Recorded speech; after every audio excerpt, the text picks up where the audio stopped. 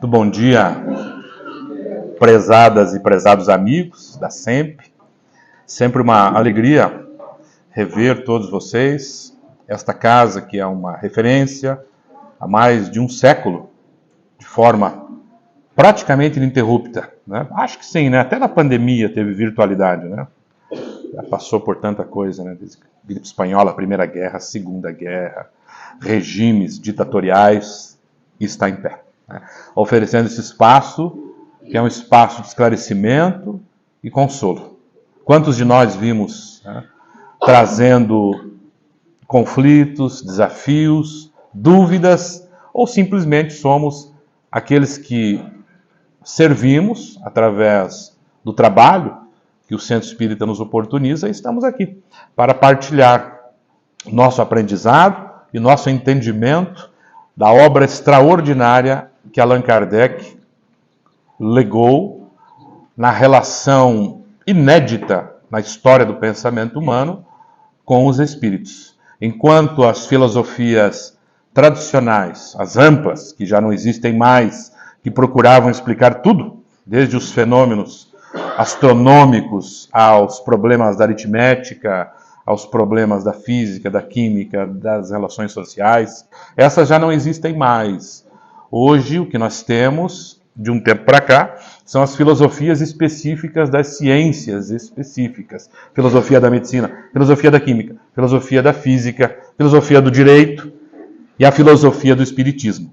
O esforço dos mais notáveis intelectuais.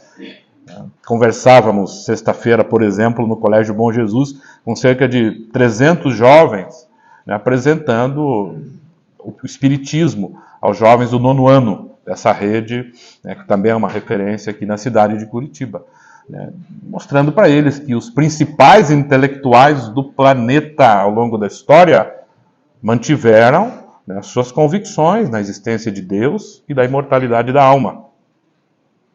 É o tiozão do WhatsApp lá que vai desfazer, né, essa convicção da filosofia de todos os tempos. O negacionismo sistemático do materialismo, que chamou para si a responsabilidade de responder os principais problemas e deixou aí um legado, um vazio enorme, né, no século XX, no século XXI. E o século XIX foi um século de contestação do fenômeno do materialismo. Foi útil porque, de certa maneira, deu ao pensamento a liberdade necessária, fortalecendo as instituições acadêmicas e as próprias ciências, mas também deixou esse legado terrível. O pensamento vinha sendo sufocado pela tradição religiosa, dogmática, que faz que a gente acredite em Deus, um Deus que nos ama e que ao mesmo tempo nos pune eternamente com o inferno, se nós não seguirmos certas prescrições, né, por ele estabelecidas. É terrível, né, esse conflito interno. Há espíritos que responsabilizam esse tipo de pensamento, né, pelo problema que nós vivemos hoje. O problema do vazio existencial, da ausência de sentido, o problema da depressão.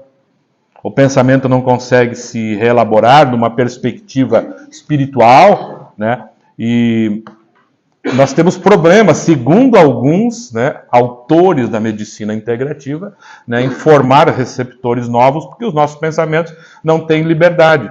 É difícil lidar com a ideia da culpa, do pecado, do inferno, do medo, da inadequação, né, da punição que está reservada.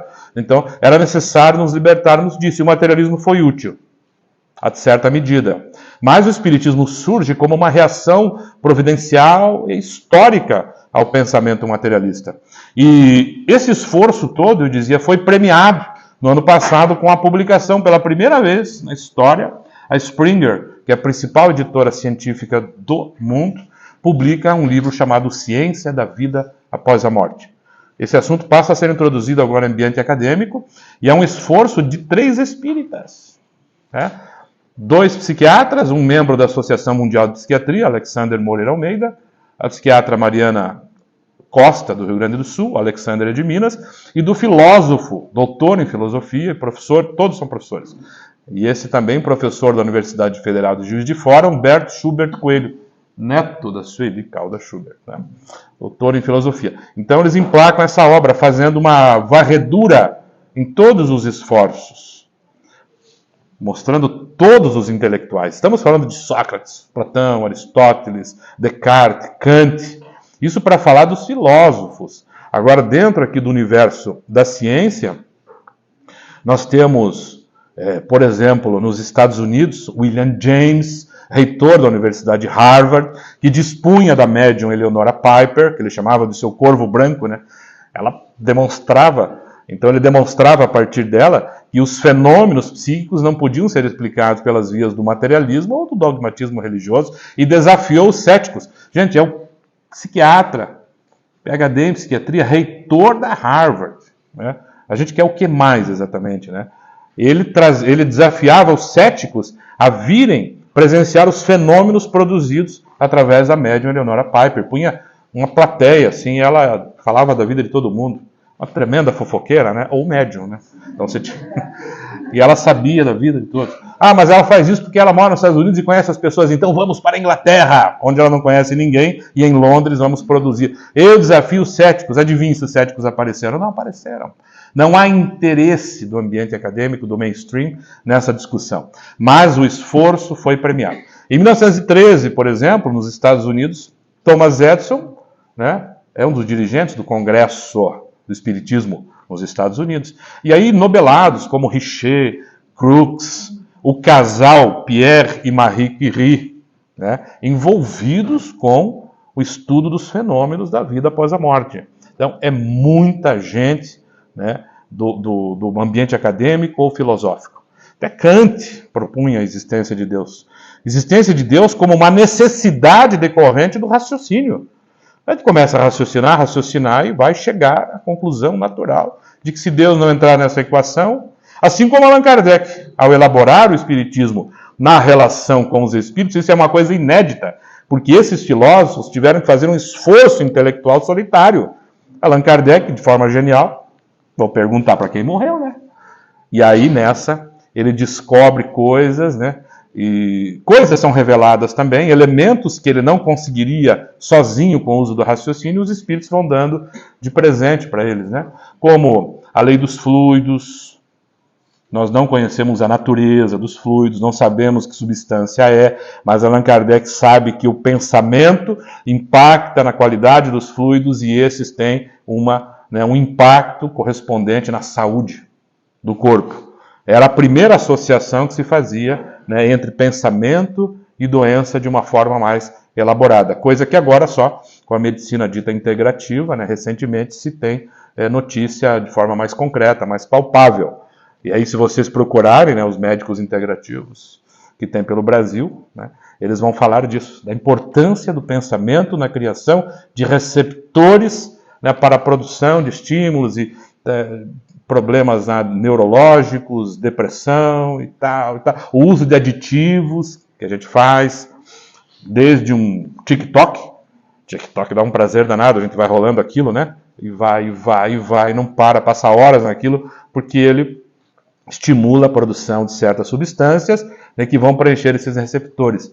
E assim, do mesmo modo, o uso de aditivos ditos ilícitos, né, drogas pesadas, desintegradoras da personalidade, uma Coca-Cola, uma glicose, um doce, um chocolate, substâncias que nós usamos para a produção, né, de certas demandas neuroquímicas que podem ser substituídas por elementos que Allan Kardec já tinha, né, elaborado na discussão com os espíritos. A fé racional, a mudança de perspectiva, a mitigação do sofrimento decorrente da morte, das enfermidades, porque a perspectiva em que se coloca agora o indivíduo é a perspectiva do espírito imortal. E quem consolidou esta convicção vai poder testemunhar o quanto isso tem de impacto nas nossas vidas. Como o sofrimento começa a ficar desse tamanho, né?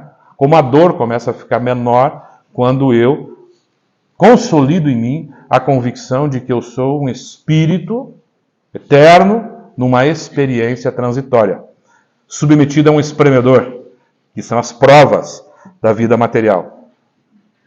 Então, quando eu trouxe esse tema aqui, é para refletir sobre essa criação filosófica de Allan Kardec, que é a escala espírita, uma escala paramétrica que separa os espíritos segundo alguns critérios.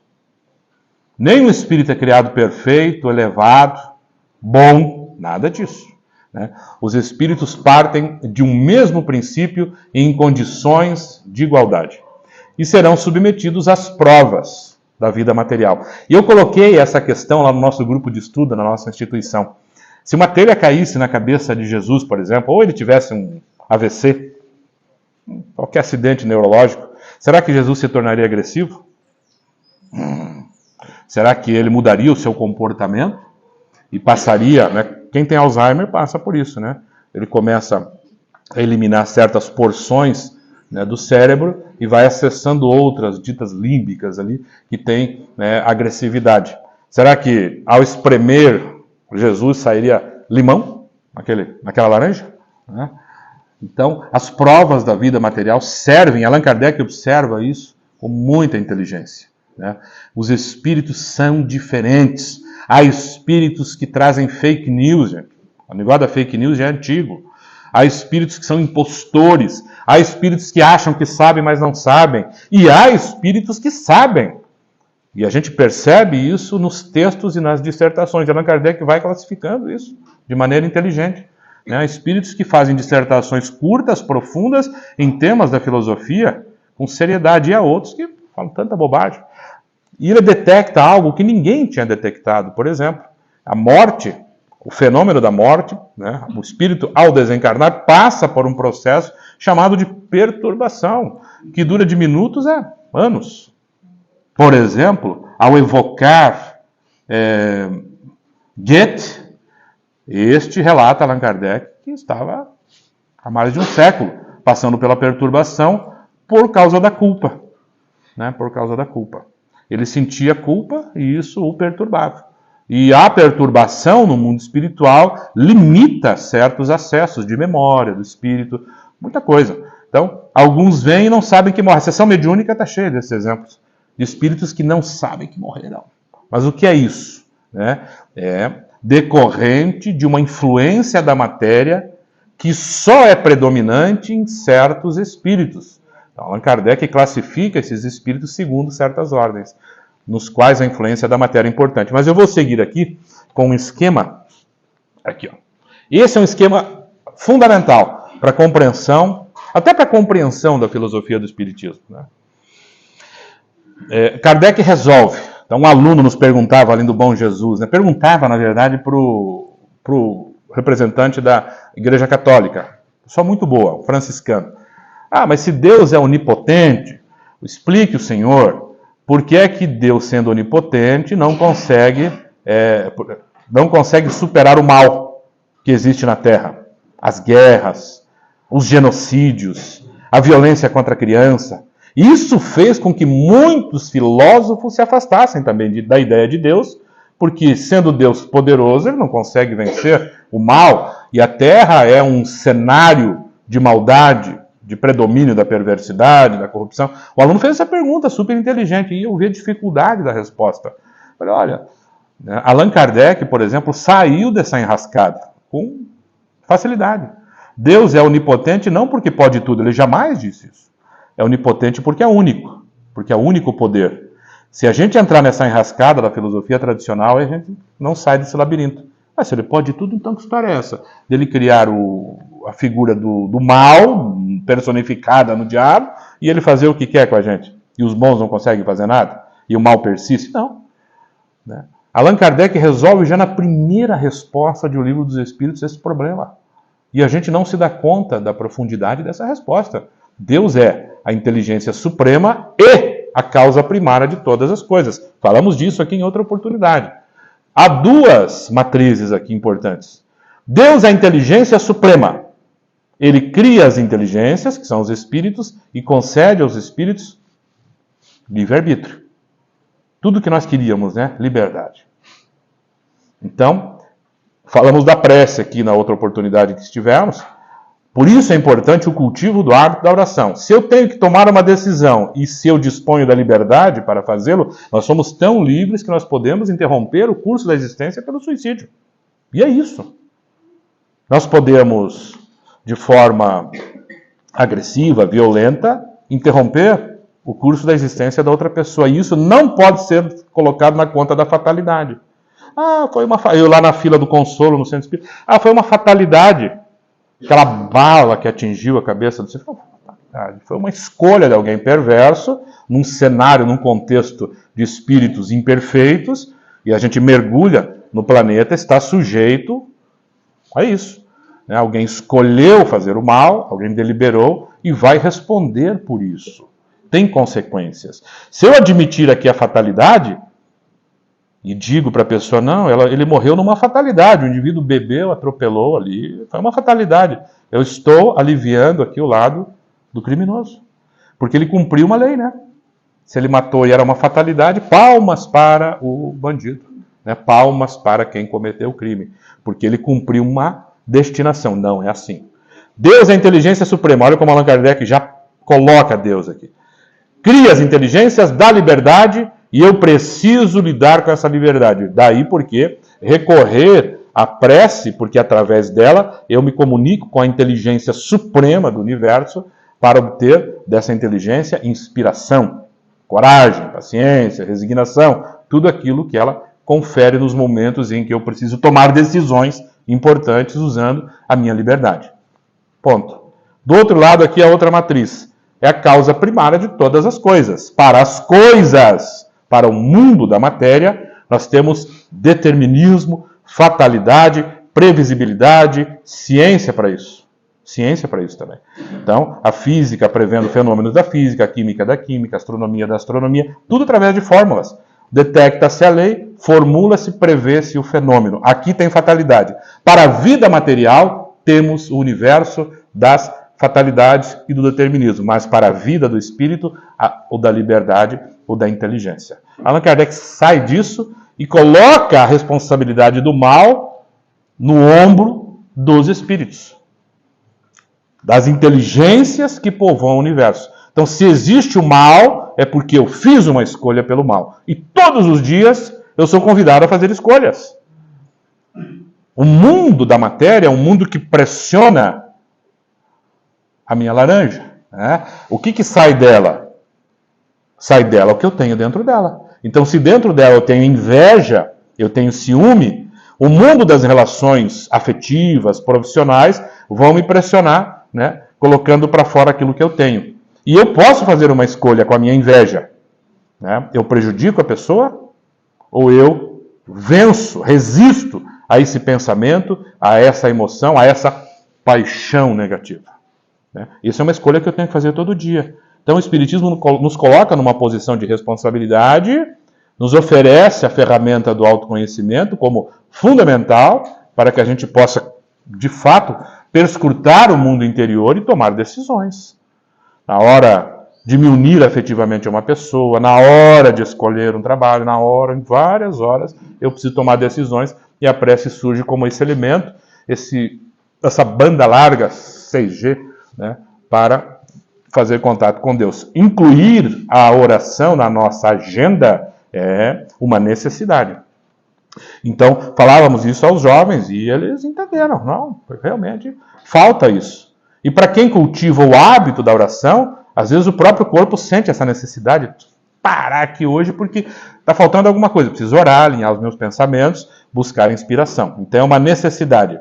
E segundo esses médicos integrativos, isso é tão interessante e tão observável nos exames cintilográficos e tal, que as pessoas que cultivam o hábito criam novos receptores para encaixar, né, as transmissões elétricas entre os neurônios e faz uma diferença enorme.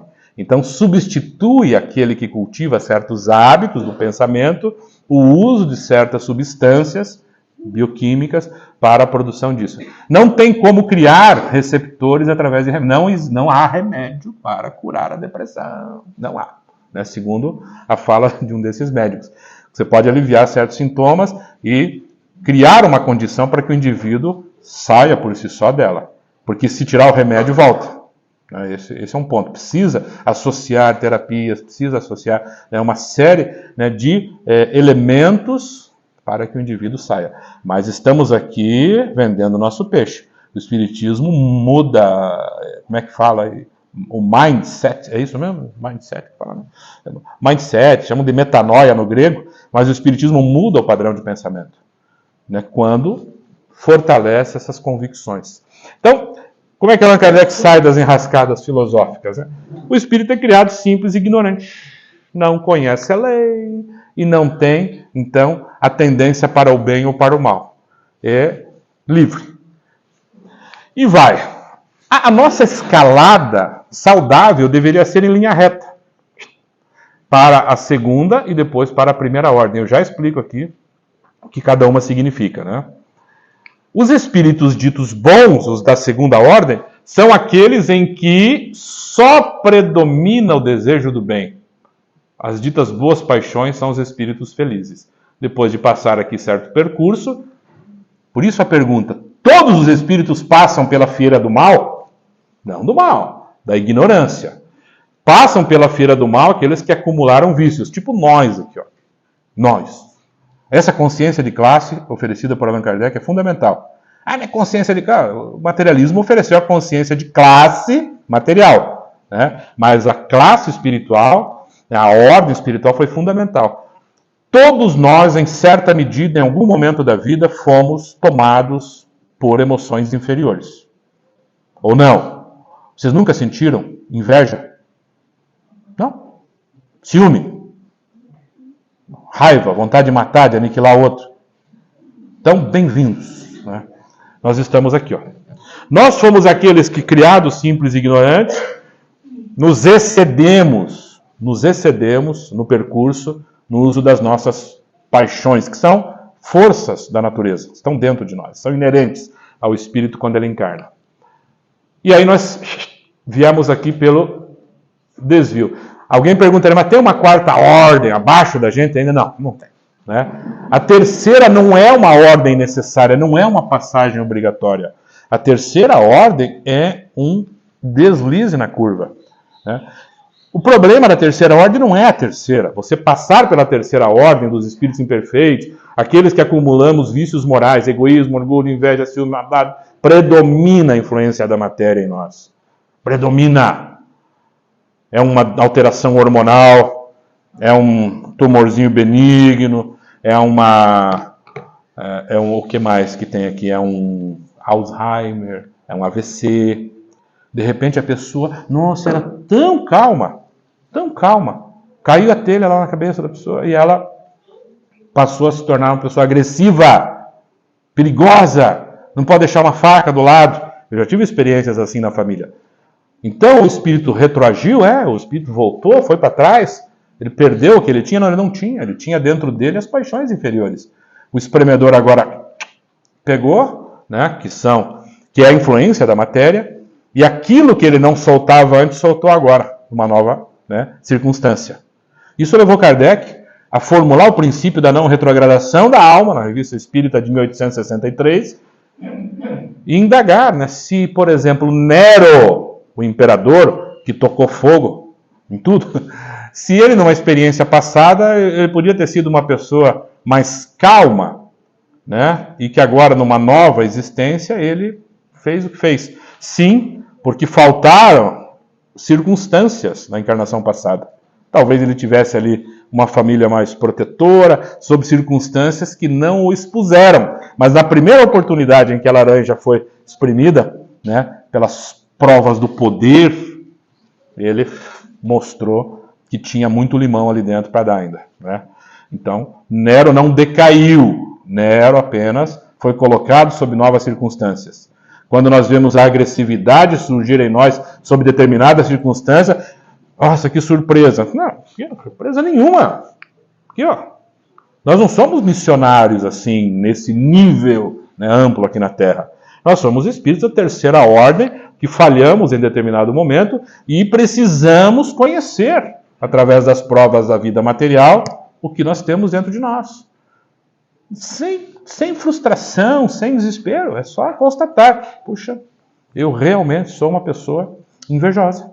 Eu não consigo admitir o bem do outro, eu não consigo admitir a conquista do outro, eu quero que o outro caia. E pior, eu me satisfaço com a queda do outro, sem punições. Né? Eu me descubro assim. E o que Allan Kardec propõe? Preciso resistir a esse tipo de emoção, né? A esse tipo de paixão.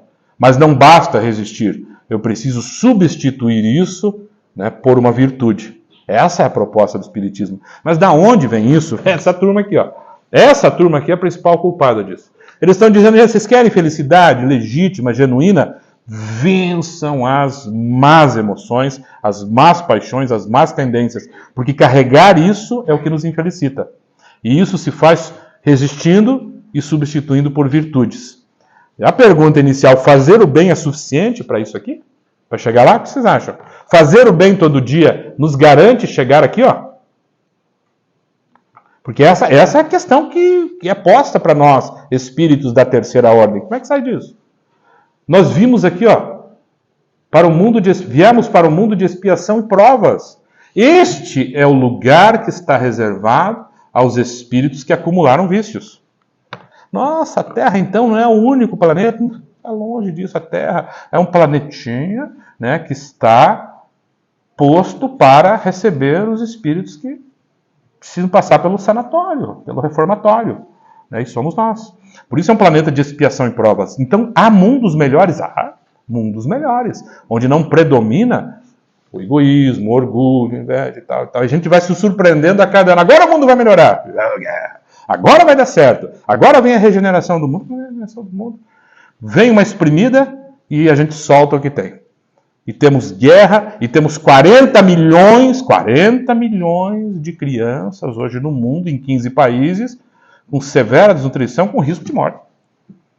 44 milhões de abortamentos, então a gente vive num mundo, né? Difícil, 1 milhão de suicídios. Ainda os relatórios da Organização Mundial de Saúde e da FAO, que cuida do problema da alimentação no planeta, estão dando os indicadores. Ainda estamos na terceira ordem do mundo de expiação e provas. Essa é consciência de classe mesmo, né? Terceira ordem. E a grande questão que se coloca é, como sair de um mundo de expiação? O espírito Jobard, que foi membro da Sociedade Parisiense, numa mensagem a Allan Kardec, depois que ele foi evocado, desencarnou, e a turma é ávida de notícias, vamos ver o que Jobard tem a dizer. Olha, não vale nem a pena desfazer as malas na Terra. Não vale a pena. É uma hospedaria de má qualidade. Lutem, né, lute cada um para se melhorar. E viver e experimentar as delícias de mundos felizes. A viúva Foulon, a senhora Foulon, a Madame Foulon, que foi amiga do casal, né, Allan Kardec e Gabi, né, Amélie Gabrielle Boudet, também é evocada, né, numa das reuniões da Sociedade Parisiense, para falar agora da experiência dessa transição. Ela é um espírito que faz essa transição na última encarnação. E é uma coisa absurda a mudança de percepção, a estrutura do perispírito, tudo muda. Ela se descobre uma artista, por exemplo, né? E pede pincel ali para o médium. Eu preciso mostrar para vocês o que é, né, a percepção de um espírito feliz. Então ela está começando nesse processo de transição. Kardec, claro, vai explorar isso a partir desses depoimentos para poder compreender e para poder construir argumentos que deem a todos aqui, né, na vida prática, o que fazer para sair dessa enrascada. Tá?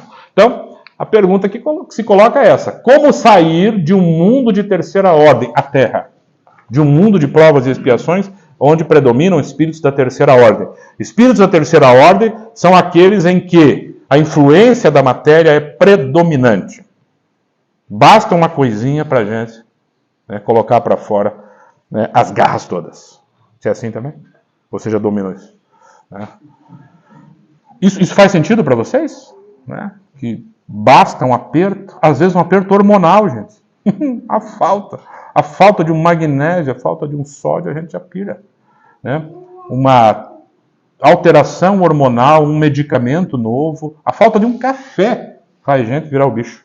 Eu já vi isso. E eu tô nessa, hein? Um café durante o dia, um pretinho, assim, se eu não tomar, né? Então veja em que nível nós estamos. Se eu tinha a ilusão de me achar melhor do que os outros, de deixar o espírito já feliz, eu sou feliz. Não, eles não têm noção do que seja a felicidade. No entanto, veja, é possível ser feliz aqui também, né? Na medida em que se permita. Isso é possível. A gente tem isso na vida, né? O fato de se fazer o bem, de ser generoso, de se alimentar certas virtudes, já vai conferindo a gente, né, uma felicidade relativa, possível. É possível na Terra ser feliz, mas assim, é a felicidade da Terra. Não se compara a isso aqui, ó. Então, só para a gente entrar em assuntos técnicos aqui, ó. Olha que interessante. Até esse nível aqui, ó, os espíritos reencarnam. Passam pelo espremedor obrigatoriamente. Matrícula, rematrícula, período de férias, coisa arada. Tudo para superar a influência da matéria. E, né, ganhar o status de espíritos puros. E os espíritos puros encarnam. Olha que interessante, Allan Kardec usa esse conceito de maneira diferente. Nunca se leia ou conceitue a reencarnação como o ato de entrar novamente na carne. Isso é pouco.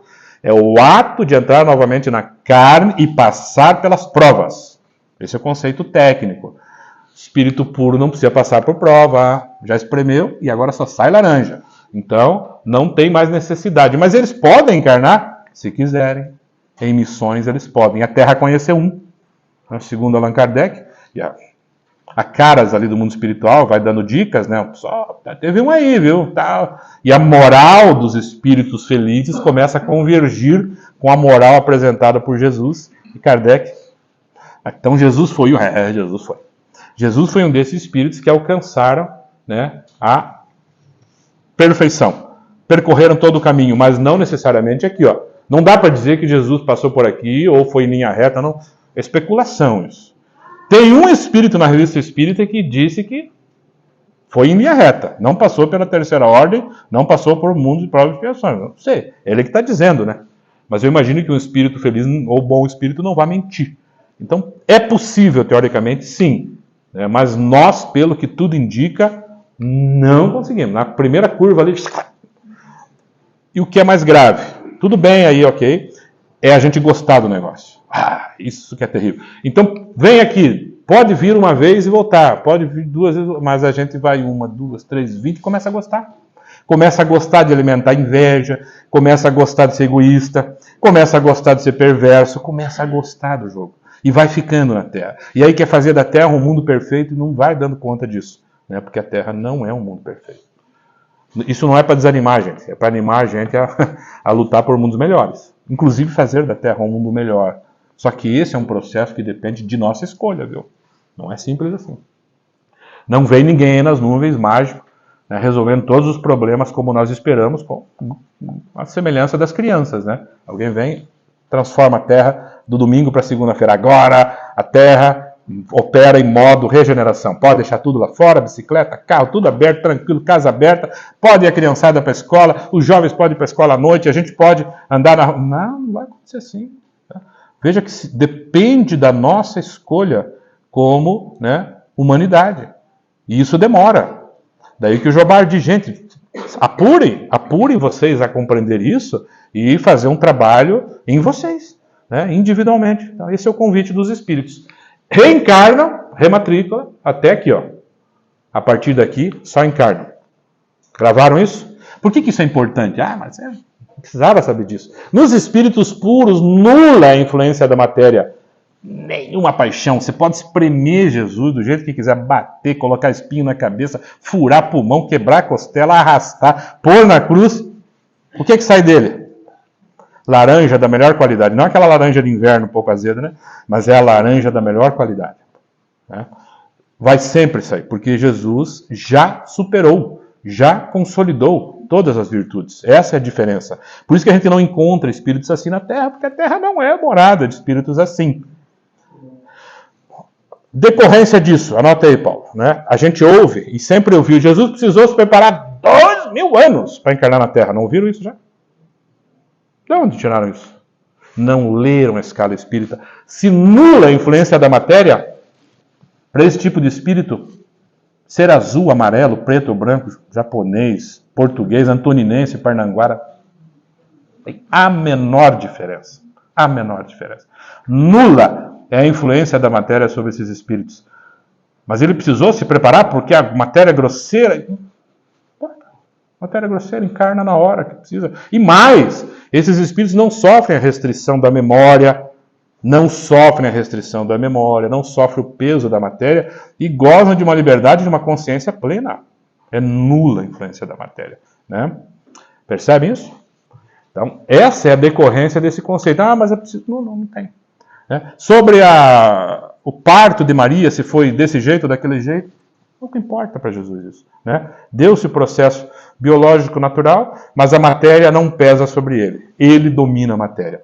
Daí quando eu coloquei essa mesma questão para os jovens, se caísse uma telha, num espírito dessa ordem, esqueça, ele regenera o cérebro, ele não deixa a telha cair, ele já sabe o que vai acontecer. É possível também. É possível especular nessa medida. Esses espíritos se autocuram. Né? Enfim, essa é a ideia da escala. E para chegar na segunda ordem, onde os espíritos só desejam o bem. Só desejam o bem. Sabe o quê? Allan Kardec, aqui dá a dica. Não basta fazer o bem, porque na segunda ordem os espíritos felizes só desejam o bem. Essa foi a diferença fundamental e a inteligência de Kardec. Se eu colocasse que os espíritos da segunda ordem são aqueles que só fazem o bem, isso não garante que eles só desejam o bem. Porque nós podemos fazer o bem com o coração cheio de perversidade. Não? De desprezo por aqueles a quem nós atendemos, inclusive. Eu faço o bem. Estou lá, vou chorando fazendo o bem. Né? Faço bem, fico de madrugada. Mas chega o final do ano, eu olho para trás, mas que gente ingrata. Olha lá, eu dei lá para aquela pessoa a roupa, agora ele jogou fora. Ingrato, miserável. Então, no meu coração, ainda tem limão. De espremer, sai. E aí, às vezes, vem essa sensação de ingratidão, de abandono, de insuficiência, de frustração, e eu revelo que estou na terceira ordem. Aí Allan Kardec, claro que os espíritos da segunda ordem, eles só desejam o bem. É diferente. Porque quem só deseja o bem, faz o bem. Faz o bem porque dentro dele só tem o bem. Então ele só vai fazer o bem. Allan Kardec percebe também que os espíritos da segunda ordem não são perfeitos. Tem coisas ali. Há espíritos que, desejando o bem, esse é o pulo do gato, né? Ele tem o desejo dentro dele, ele alimenta o bem nos seus pensamentos, nos seus desejos, e, portanto, ele consegue fazer o bem a partir dessa matriz, né, pura, de desejo do bem, mas ainda não conhecem tudo. Muito cuidado aí nessa hora, né? Ele percebeu que tem espírito feliz que não conhece tudo. E ele se comunicava com espíritos realmente felizes, mas que não dominavam todos os aspectos da filosofia. E ele percebe que tem classificação. Sai do bom, né, do benévolo, até o espírito de sabedoria, que conjuga, é a última classe desses espíritos aqui, ó. Eles conjugam ciência e desejo do bem. Ciência e bondade. Espíritos de sabedoria, o último degrau para ele passar para a perfeição. Quanto tempo demora isso? Sei lá. Depende da gente querer ficar aqui, ó, né? Isso depende muito. Mas é possível dar esse salto numa existência? Parece que sim, a experiência demonstrou que é possível. Né? Parece que a literatura demonstra ser possível, com muita vontade, superar as más paixões. Mas se a gente não foi colocado ainda sob todos os espremedores, todas as provas, né? A nossa vida ainda é confortável, a gente precisa prestar atenção. Hoje, com ar-condicionado, direção elétrica, né? Tudo certinho, confortável, a gente não foi colocado ainda em todas as provas, de maneira incondicional. Será que eu conseguiria responder com o desejo do bem, sendo colocado numa vida difícil, como aquela relatada pelo espírito Victor Le Buffle, no livro Céu e Inferno? Esse jovem desencarnou com 20 anos e desde os 12 ou 13 trabalhou para sustentar a mãe numa cidade portuária, a cidade de Havre, né? Litoral da França. Você consegue imaginar um adolescente indo trabalhar numa cidade portuária, voltando para casa, cuidando da mãe todo dia, fazendo isso? Aí dos 13 aos 20 anos, e portador de uma enfermidade incurável ainda? E nunca tendo reclamado? De repente ele desencarna, e foi um festival a desencarnação dele de luzes, né? E aí alguém se lembra de evocar esse espírito. Tinha um caso lá no litoral, daí esse espírito, não precisa evocar, já estou aqui. Senti que vocês fariam isso. E relata um pouco da sua experiência, e depois o espírito que administrava as atividades da sociedade parisiense, o espírito de São Luís, vai dizer, esse que falou agora é um espírito feliz, a segunda ordem. E a gente julgando, né? Que será que Victor fez para merecer uma expiação? Primeiro que não era expiação. Que será que ele fez para merecer uma vida tão miserável? Esse julgamento que nós fazemos é equivocado, porque nós não sabemos se atrás daquela experiência ele tem um espírito feliz solicitando uma prova, numa missão, e no caso dele era uma missão junto àquele espírito que foi a sua mãe. Ele veio para cuidar dela, para promovê-la, e se submeteu a isso. Espremeu, o que saía dele? Gratidão pela vida, felicidade. Olha a diferença desse espírito. Então é um caso notável que Allan Kardec traz para a reflexão ali na obra Céu e Inferno. Muita calma, muita prudência ao julgarmos as experiências alheias. Né? Você olha alguém cheio de enfermidade, de deformidade, e faz uma associação automática. Porque essa coisa é estética em nós. Né? Eu faço uma associação automática. Coisa boa não fez. O Espiritismo não embarca nessa história do mérito aí, né, neopentecostal. Né? Não, tem carro bom, vida boa, tem cabelo na cabeça, é bonito. Então, é espírito feliz. Nada disso. Né? Nada disso. Calma nessa hora. Né? O que vai dizer da ordem que ele está é como ele reage às provas às quais está submetido. Ele escolheu isso. Mas que espírito em sã consciência escolhe uma vida difícil? Devolvo essa questão. Quem escolhe um exercício de Pilates difícil aqui em sã consciência? Aquele que quer fugir da dor, né? Aquele que quer, de fato, saúde, vai buscar exercícios mais difíceis. Quem escolhe passar os feriados estudando? Quem quer tirar nota alta, quem quer passar no concurso. Então a gente compreende o que é isso. Tem gente que não compreende isso. Tem gente que não consegue assimilar que a vida do espírito é diferente. A perspectiva é outra. Então ele vai escolher uma vida que propicie dar uma espremida a mais. E espreme um pouco mais. E ele percebe que dele só saiu felicidade. E de repente, não é um processo abrupto, ele se descobre na segunda ordem. E assim a viúva Foulon relata a sua experiência de amargura. Ela viveu para a família. E aí Kardec pergunta, e daí? Agora você vai ficar nesse mundo feliz aí? Você vai deixar a gente aqui? Ela fala, negativo. Eu amo os meus netinhos. Eles são a minha razão, né? Também. Então eu vou estar com eles todos os dias, inspirando, insuflando, né, no pensamento deles a coragem necessária. Olha só a perspectiva. Porque esses espíritos compreendem o desejo do bem-estar neles e compreendem a felicidade como decorrência do cumprimento da lei de amor, da lei de justiça, da lei de caridade. É um ardor natural por fazer o bem, porque o desejo do bem está neles consolidado. Os de primeira ordem até é difícil a gente falar, porque a gente não compreende a psicologia desses espíritos. A gente não vai encontrar esses espíritos aqui em consultório, viu? Esses aqui sim. Aqui pagam um plano de saúde, tudo para ser atendido. Agora esses não. Daí o que leva muita gente a imaginar e fazer uma generalização. Toda a terra é cheia de vícios. Não. Ainda a gente encontra uma meia dúzia aí, no planeta fazendo diferença. Meia dúzia não, é bastante gente de forma anônima às vezes. De forma anônima, como foi o caso do Victor, da Madame Foulon. Então, pega o livro Céu e Inferno na segunda parte e dá uma lida, uma revisitada nos relatos dos espíritos felizes. Nenhum desses aí foi... teve um ou outro, mas a boa parte é gente anônima. Gente anônima, que a gente olha assim, não consegue entender por que aquela pessoa passa por uma prova tão rude e mesmo assim é feliz. E eu preciso me entupir de substância, né, para suportar as minhas provas. Então, a diferença é essa. Consciência de classe. Então, o que a gente precisa? O que a gente precisa? Fazer o bem é suficiente? Não é. Não é. Mas a gente intui que é um caminho. Não dá para deixar de fazer. Mas ele não é suficiente para garantir, mas é um caminho. Então ele é necessário, mas não é suficiente. O que é que precisa? A proposta dos espíritos. A gente está revisitando aqui vários conceitos que nós já expusemos durante este ano aqui, em uma outra oportunidade. Por isso que os espíritos dizem que a caridade é a virtude necessária, fundamental, inafastável para sairmos da terceira ordem para a segunda ordem, recuperando a nossa trajetória de progressão saudável. Agora, o problema é a tal da caridade. Está aqui, ó. Todos os deveres do ser humano, né, do homem, se resumem nesta máxima: fora da caridade não há salvação. Qual que é o problema? Qual que é o problema? Está aqui, ó. É que a gente compreende a caridade a partir do dicionário.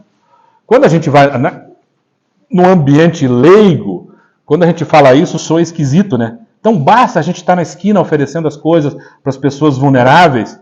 Isso não é caridade, né? Isso é generosidade, você chame de doação, chame do que quiser, mas a caridade é um conceito sofisticadíssimo, elaborado, trabalhado na filosofia do Espiritismo por Allan Kardec e pelos Espíritos. Então está aqui, ó, o ato pelo qual se beneficia o próximo, pobre, disposição em relação a alguém em situação de inferioridade física, moral. Ó, deram uma tangenciada aqui, ó. Benevolência, piedade, tá, donativo, ajuda. Este é o conceito do senso comum. E o dicionário reflete isso. Mas o conceito de caridade, apresentado pela filosofia do Espiritismo, é bem mais amplo, está exposto no item 886 do Livro dos Espíritos e desenvolvido na obra O Evangelho segundo o Espiritismo. Caridade é uma soma de 3 virtudes: indulgência, benevolência, perdão. Por que Allan Kardec optou por essa estrutura de resposta? Porque para cada modalidade de interação, eu preciso de uma virtude correspondente. As nossas relações se dão em 3 dimensões. Todos os seres humanos pensam, sentem e agem. E não encontramos uma outra modalidade na filosofia para definir as nossas interações. Todos os dias eu estou pensando. Penso bem ou penso mal? Todos os dias eu estou fazendo julgamento das pessoas à minha volta. Basta eu abrir o olho. Acho que até no sonho a gente faz isso, né? Todos os dias eu penso. Para eu conseguir qualificar os meus pensamentos, Allan Kardec foi discutir com os espíritos uma virtude. E eles propuseram a virtude da indulgência. Quem quiser se aprofundar, vai lá no Evangelho segundo o Espiritismo, Bem-aventurados os misericordiosos, e estuda o tema da indulgência numa dissertação do Espírito José. Fascinante a dissertação. E ele faz uma exortação: quando é que nós teremos rigor para julgar as nossas ações, o nosso coração, nossos pensamentos, né? E teremos mais compaixão e leveza para julgar os outros. Ele está falando aqui de suavizar o rigor no juízo. Pascal, o espírito que já é um espírito da segunda ordem, vai dizer que o rigor afasta. O rigor afasta. É preciso que a gente desenvolva a capacidade de ser empático, acolhedor, de ter compaixão. Então, um filho, quando desliza, a gente tem vontade de pregar a mão, né? Ou nessa hora, eu preciso, né, fazer um esforço para resistir essa minha coisa da terceira ordem e fazer um julgamento mais suave. Errou, faz parte, estamos aqui para apoiar, tal, vamos conversar, vamos acolher. As mães fazem isso, os pais já têm, mas as mães sabem fazer bem isso, né? A avó, então, a avó é campeã, né? Tudo é indulgência com o neto, muita indulgência, né? A indulgência é a virtude que eu busco para os pensamentos. Então, observem lá, hein? Não basta fazer o bem, é preciso a virtude da caridade. Indulgência ao pensar. E na hora de sentir, quando as pessoas me ofendem, me maltratam, são desleais comigo, que virtude eu preciso? A do perdão. Perdão, a capacidade de não devolver o mal que me fazem. É isso. Simples assim. Me fazem mal, não devolvo. Então eu estou colocando uma proteção, um escudo no meu coração, para que os meus sentimentos não sejam mais contaminados. Penso com a indulgência, sinto com o perdão, e agora, na hora de agir, qual é a virtude que vai tornar as minhas ações, agora eu fazer o bem num patamar de segunda ordem, fazer o bem mesmo conforme, né, propõe a filosofia do Espiritismo. A benevolência é a virtude, mas esta é mais complicada de todas. A ação virtuosa ou ação moral, esta ação é que esta virtude é que vai qualificar o meu fazer o bem, de acordo com o conceito de caridade. Está enrolado ou está fazendo algum sentido essa fala, né? Olha só a régua de Kardec. A régua da filosofia clássica, com Aristóteles, é essa aqui, ó. Uma ação boa, alinhada com o conceito de caridade ou de virtude, segundo a filosofia clássica, é saber o que fazer. Então o camarada foi atropelado, está ali, caído no chão, e eu estou com uma vontade de fazer o bem. Eu vou lá e mexo no corpo dele e tal, puxo para cá, é certo? Cadê o pessoal da enfermagem, do socorrismo? Não, não é certo. Eu posso prejudicar, eu posso criar uma fratura, né? Então, isso não é virtude, não é uma ação moral. Eu preciso saber. Daí isso implica estudar, viu? Isso implica estudar as coisas mesmo, conhecer as coisas. Saber o que fazer é um caminho para a virtude segundo a filosofia clássica. Fazer porque se quer e não porque só ele mandou. Né? Não, fazer porque eu quero fazer. Não porque o chefe mandou, não porque a sociedade me espremeu e eu quero fazer. Então isso é virtuoso também. Constância, criação do hábito. É caminho da virtude, segundo a filosofia clássica. E por fim, fazer desinteressadamente, sem pensamento oculto. Qual que é o problema aqui com Aristóteles e discutido nas academias? Aristóteles e a cultura grega tinham escravos. Então esse negócio de fazer o bem era para a turma, né? Para o clube. Mas uma sociedade que tem escravos, e Aristóteles apoiava, inclusive, o escravo como necessário para a economia, né? Isso faz com que ele se afaste já do pensamento de Jesus. Com Jesus, e daí Paulo de Tarso foi a voz de Jesus na Grécia, né? Muda tudo. Não há judeus, não há gregos, nem homem, nem mulher, nem escravos, nem libertos. Todos somos um. Né? Então, com Jesus há um ponto de inflexão. E como o Espiritismo resgata Jesus, colocando Jesus como modelo de virtude, né? A régua sobe. Fazer indistintamente. O Espiritismo está aqui também, ó. Tá junto, estamos juntos. Até aqui. Aqui a gente solta a mão da filosofia clássica e vem fazer indistintamente para todos. Ah, mas não é só para os filhos também, mas para todos. Já pensou? Quando eu me incomodar ali com o filho que está caído na rua, né, como eu me incomodo com a data de validade, né, do danoninho do meu filho, isso precisa nos incomodar. Os espíritos de segunda ordem se incomodam com isso. Na terceirona, assim, se finge desentendido, passa reto. Mas se a gente quer avançar, é por aí. Os espíritos não iludem a gente. Felicidade genuína decorre da consolidação do hábito, né, do ardor de fazer o bem de forma indistintamente. No limite das forças. As mães sabem o que eu estou falando. No limite das forças. Deixar para contemplar o outro. Dormir, comer um doce, para deixar. Então esse já é um exercício que a própria vida na Terra vai propondo, né?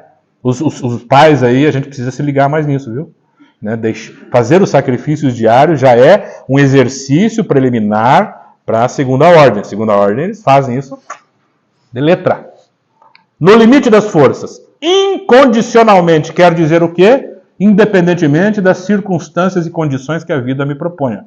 Então, mesmo na pobreza, na riqueza, eu posso. A riqueza é uma prova complexa, viu?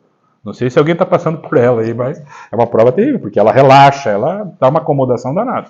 Né? Então, Kardec diz, é uma prova difícil. Na solidão, no dia de tristeza, na amargura, eu consigo, mesmo nessas circunstâncias, mesmo no dia de calor, com o ar-condicionado não está funcionando, mas eu vou fazer o bem, eu vou pensar o bem, eu vou sentir o bem, eu não vou reagir, não vou morder as iscas hoje, né? Hoje eu vou. Então, a virtude, segundo o Espiritismo, passa pelo fazer de forma incondicional, independentemente de onde eu estou posicionado, num corpo masculino, feminino, num corpo doente ou num corpo saudável. E olha só esse recado importante que Allan Kardec ainda deixa. Não fazer o bem é um mal em si. Não fazer o bem é um mal, como é o frio quando falta, né, o sol. Não fazer o bem é um mal. Então a regra do Espiritismo coloca o fazer o bem agora num outro patamar. E esse conjunto aí que envolve pensamento, sentimento e ação, é o que Allan Kardec chamou de caridade. Por isso que fora dela não tem conversa para quem ir para a segunda ordem, né? Para quem deseja avançar. Aqui, ó. Então, este é o caminho. Esse é o caminho proposto pelo Espiritismo. A porta é estreita, né? Porque vai exigir de nós uma qualificação de todas as nossas modalidades de interação. E os recados finais aqui que a gente deixa, para quem queira fazer uma reflexão sobre o assunto.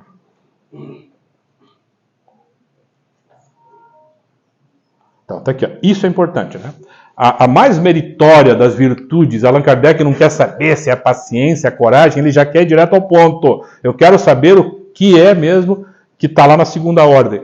É resistir voluntariamente ao arrastamento dos maus pendores. Isso é muito importante. Veio um pensamento ruim, veio um desejo, né, de fazer alguma coisa errada ou sentir algo que me infelicita, resista.